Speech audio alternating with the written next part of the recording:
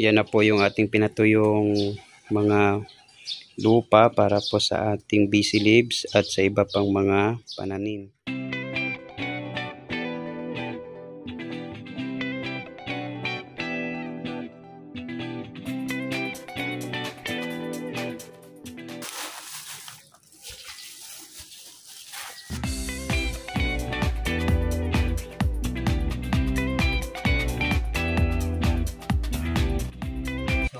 Ayan po, ito na po yung ating lupa.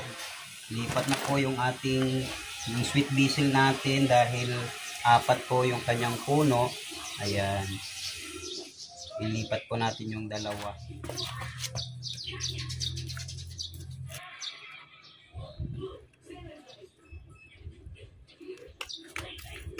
Ayan po, ayan na po yung ating sweet basil. Ganito po. Ito natin dyan para yan na po natin. Gamit po yung ating water wine. Ayan na po yung ating tinransplant ng mga BC leaves.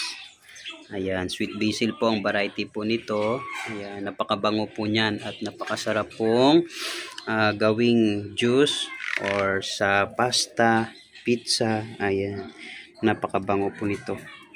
Napakasarap ng alimuyak niya. Ayan na po yung ating mga sweet basil. Ayan.